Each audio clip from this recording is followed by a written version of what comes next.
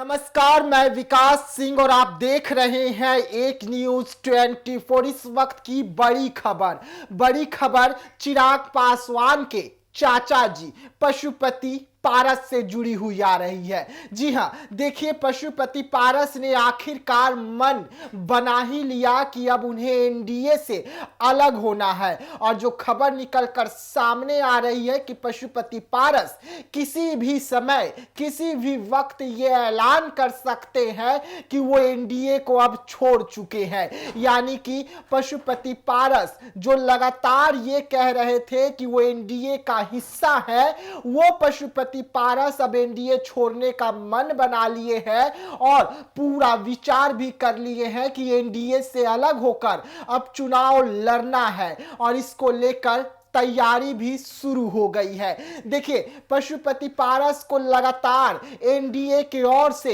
झटके पर झटका मिल रहा है और पशुपति पारस लगातार ये कहते रह गए कि एनडीए उन्हें उचित सम्मान देगी। वैसे में पशुपति पारस का एक एक आस धीरे धीरे एनडीए से टूटता गया और आखिरी आस जब एनडीए की बैठक नीतीश कुमार के आवास पर हुई, वहां पे टूटा। जी हां, एनडीए की बैठक होती है नीतीश कुमार के आवास पर और वहां पर पशुपति पारस को न्योता नहीं जाना, यानी कि साफ तौर पे ये दर्शा दिया कि बिहार एनडीए जो है वो पशुपति पारस और उनकी पार्टी राष्ट्रीय लोक जनशक्ति पार्टी को एनडीए का हिस्सा नहीं मानती है। और यही कारण रहा कि पशुपति पारस आनंद फानंद में बड़ी बैठक किए और सीधा इस बैठक का अब नतीजा जो है वो भी निकलकर सामने आ रहा है। पशुपति पारस पूरे बिहार का भ्रमण करेंगे, उनकी पार्टी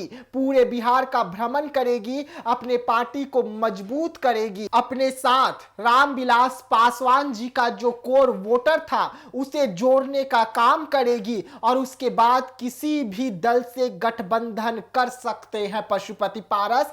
ये खबरें जो हैं इस वक्त खूब चर्चे में है, लेकिन उससे पहले पशुपति पारस ने अब मन बना लिया है कि एनडीए से अलग होना है। यानी कि पशुपति पारस अब दोबारा एनडीए से अलग होने जा रहे हैं। एक बार वो लोकसभा चुनाव के बीच में अलग हुए थे, लेकिन उसके बाद उनको गलती का एहसास हुआ और वो फिर से एनडीए का हिस्सा खुद को बताने लग गए थे। लेकिन इधर जिस तरीके से पशुपति पारस से एनडीए के नेताओं की मुलाकात हो रही थी, बीजेपी के बड़े नेताओं की मुलाकात हो रही थी, ये मुलाकात ये बता रही थी कि पशुपति पारस और उनकी पार्टी को बड़ी जिम्मेदारी मिल सकती है। लेकिन अब ऐसा कुछ नहीं होने जा रहा है। अब पशुपति पारस किसी भी वक्त किसी भी समय यह ऐलान करने जा रहे हैं कि वो एनडीए का हिस्सा नहीं है। वैसे में देखने वाली बात होगी कि अब पशुपति पारस ये ऐलान अगर करते हैं तो एनडीए का क्या कुछ रुख निकलकर सामने आता है। लेकिन अभी अगर बिहार एनडीए की हम बात करें